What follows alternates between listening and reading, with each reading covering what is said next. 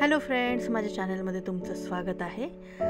Actually आज मी बऱ्याच दिवसांनी व्हिडिओ शेअर करत आहे। मला लग्नाच्या गडबडीत अजिबात वेळ मिळाला नाही, तर आसामचा मुलगा आणि महाराष्ट्रातली मुलगी यांच्या लग्न सोहळ्याचे धम्माल व्हिडिओ मी तुमच्यासोबत शेअर करणार आहे। तुम्ही माझ्याबरोबर सगळ्यात पहिल्यांदा मी लग्नपत्रिकेचा व्हिडिओ शेअर करते। तर सर्वप्रथम आम्ही लग्नपत्रिका आमच्या देवाऱ्यावर पुजली, त्याच्यानंतर आजूबाजूच्या बायका बोलवल्या। 5 बायका मिळून असे लग्नपत्रिकेचं पूजन केलेलं आहे। सगळ्यात पहिल्यांदा माझ्या दोन्ही वहिन्या मिळून लग्नपत्रिकेचं पूजन करतायत। संग्राम आणि गट्टू मस्तपैकी खेळतायत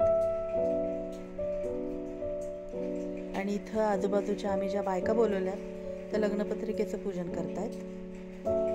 आमचं घरातलं लग्नपत्रिकेचं पूजन झालं की आम्ही गेलो सारसबागेतल्या सिद्धिविनायकाच्या मंदिरात। संध्याकाळचं असं मनमोहक वातावरण आणि सुंदर असं सिद्धिविनायकाचं मंदिर आणि आकर्षक अशी गणपती बाप्पाची मूर्ती पाहून मनाला समाधान वाटले। गणपती बाप्पाचं आम्ही दर्शन घेतलं। गणपती बाप्पासमोर पत्रिका ठेवली आणि त्याच्यानंतर आम्ही गेलो खंडोबाच्या मंदिरात। तुम्ही गेला नसाल तर या मंदिराला अवश्य भेट द्या। सारसबागेच्या समोरच आहे मंदिर आणि खूप सुंदर असं हे मंदिर आहे। ही घोड्याची पितळेची मूर्ती खूप सुंदर आहे। आम्ही जेव्हा गेलो तेव्हा योगायोगाने तिथं आरती सुरू होती, तर आम्हाला आरती पण भेटली।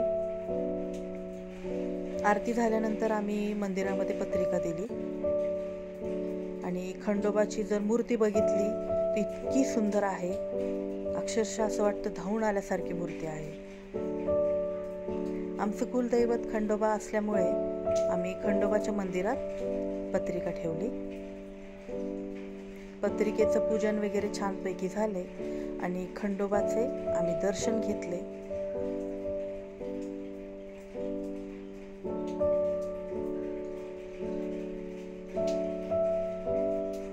खंडोबा देवाचं दर्शन झाल्यानंतर महालक्ष्मीच्या मंदिरामध्ये आम्ही गेलो। हे मंदिर पण अतिशय सुंदर आहे आणि या मंदिरामध्ये ज्या देवींच्या मूर्त्या आहेत त्या तर खूप छान आहेत। तर देवी महालक्ष्मी समोर आम्ही पत्रिका ठेवली।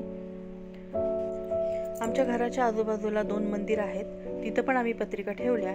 अशा 5 मंदिरात पत्रिका ठेवून आमचं पत्रिका पूजन पूर्ण झाले। तर असे भरपूर व्हिडिओ मी तुमच्यासोबत शेअर करणार आहे, तर तुम्ही माझ्यासोबत राहा। माझ्या चॅनेलला लाईक आणि सबस्क्राईब करा।